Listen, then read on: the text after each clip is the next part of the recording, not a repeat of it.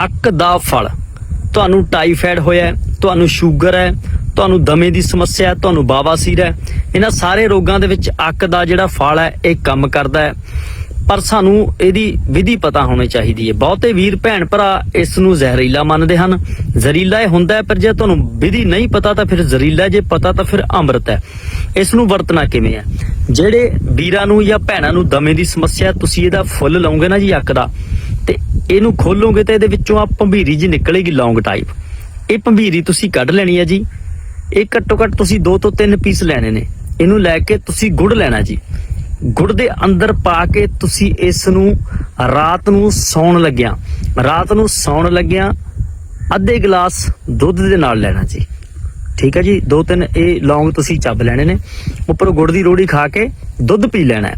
ਤੁਹਾਨੂੰ ਦਮੇ ਦੇ ਵਿੱਚ 5-6 ਦਿਨਾਂ ਦੇ ਅੰਦਰ ਇਹਦਾ ਰਿਜ਼ਲਟ ਮਿਲੇਗਾ।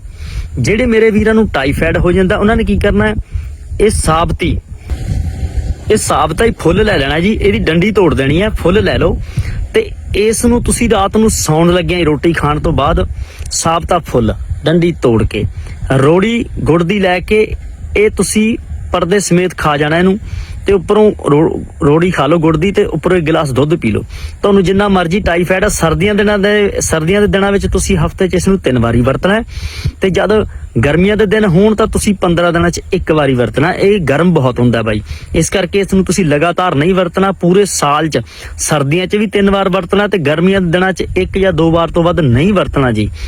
ਤੇ ਹੁਣ ਜਿਹੜੇ ਮੇਰੇ ਵੀਰਾਂ ਨੂੰ ਸਮੱਸਿਆ ਹੋ ਜਾਂਦੀ ਹੈ ਜੀ, ਟਾਈਫਾਇਡ ਦਾ ਤੁਹਾਨੂੰ ਹੋ ਗਿਆ, ਦਮੇ ਦਾ ਹੋ ਗਿਆ, ਜਿਨ੍ਹਾਂ ਨੂੰ ਸ਼ੂਗਰ ਹੋ ਜਾਂਦੀ ਹੈ, ਸ਼ੂਗਰ ਵਾਲੇ ਵੀਰ ਤੁਸੀਂ ਇਹ ਦੇਖੋ ਫੁੱਲ ਖੋਲੋਗੇ, ਮੈਂ ਪਹਿਲਾਂ ਵੀ ਗੱਲ ਕਰੀ, ਇਹਦੇ ਵਿੱਚੋਂ ਲੌਂਗ ਨਿਕਲਦੇ ਨੇ। ਆ ਭੰਬੀਰੀ ਜੀ, ਇਹ ਭੰਬੀਰੀਆਂ ਤੁਸੀਂ ਲੈ ਲੈਣੀਆਂ 5 ਨੂੰ ਤੁਸੀਂ 5 ਭੰਬੀਰੀਆਂ ਨੂੰ ਚੰਗੀ ਤਰ੍ਹਾਂ ਪਾਣੀ ਨਾਲ ਧੋਣਾ ਹੈ। ਧੋ ਲਓ ਇਸ ਨੂੰ ਵੀ ਇਹਦੇ ਵਿੱਚੋਂ ਜਿਹੜਾ ਅੱਕ ਦਾ ਦੁੱਧ ਹੈ, ਜ਼ਹਿਰੀਲਾਪਨ ਹੈ, ਉਹ ਨਿਕਲ ਜੇ। ਤੇ ਫਿਰ ਤੁਸੀਂ ਇਸ ਨੂੰ ਸਵੇਰੇ ਖਾਲੀ ਪੇਟ ਖਾਣਾ ਹੈ। ਖਾਲੀ ਪੇਟ ਖਾਓਗੇ ਤੁਹਾਨੂੰ ਸ਼ੁਰੂਆਤੀ ਦੌਰ ਦਾ ਜਿਹੜਾ ਸ਼ੂਗਰ ਹੈ ਇਹ ਉਹਨੂੰ ਹੋਣ ਹੀ ਨਹੀਂ ਦਿੰਦਾ, ਹੌਲੀ ਹੌਲੀ ਉਸ ਨੂੰ ਖਤਮ ਕਰ ਦਿੰਦਾ। ਇਹਨੂੰ ਨਾਰਮਲ ਵੀ ਤੁਸੀਂ ਜਿਹੜਾ ਵਿੱਚੋਂ ਲੌਂਗ ਹੈ ਕੱਢ ਕੇ ਪਾਣੀ 'ਚ ਚੰਗੀ ਤਰ੍ਹਾਂ ਧੋ ਕੇ ਇਹਦਾ ਦੁੱਧ ਜਾਂ ਬਾਹਰ ਨਿਕਲ ਜੇ, ਖਾਂਦੇ ਰਹੋਗੇ ਤਾਂ ਕੋਈ ਨੁਕਸਾਨ ਨਹੀਂ ਹੈ। ਇਹ ਬਹੁਤ ਲੀਵਰ ਦੇ ਨੂੰ ਸਹਾਇਤਾ ਕਰਦਾ। ਜਿਸ ਟਾਈਮ ਤੁਹਾਡੀ ਸ਼ੂਗਰ ਨਾਰਮਲ ਹੋ ਜੇ, ਫਿਰ ਤੁਸੀਂ ਇਹਨੂੰ 5-7 ਦਿਨ 'ਚ 1 ਅੱਧੀ ਵਾਰ ਖਾ ਲਿਆ ਕਰੋ। ਜ਼ਿਆਦਾ ਲੰਮਾ ਟਾਈਮ ਇਹਨੂੰ ਨਹੀਂ ਖਾਣਾ। ਜਦ ਤੁਹਾਡੀ ਸ਼ੂਗਰ ਨਾਰਮਲ ਹੋ ਗਈ, ਵਿੱਚ ਵਿਚਾਲੇ ਖਾ ਸਕਦੇ ਹੋ। ਜਿਹਨਾਂ ਨੂੰ ਬਾਵਾਸੀਰ ਹੋ ਜੇ, ਇਹ ਹੁਣ ਫੁੱਲ ਲੱਗਿਆ ਹੋਇਆ ਤੇ ਫਲ ਆਉਂਦਾ ਇੱਕ ਅੰਬ ਟਾਈਪ, ਉਸ ਫਲ ਨੂੰ ਮਤਲਬ ਤੁਹਾਨੂੰ ਫਲ ਦਿਖਾ ਦਿੰਦੇ ਆ ਜੀ। ਆ ਦੇਖੋ ਫਲ ਲੱਗਿਆ ਹੋਇਆ ਇਹਦਾ।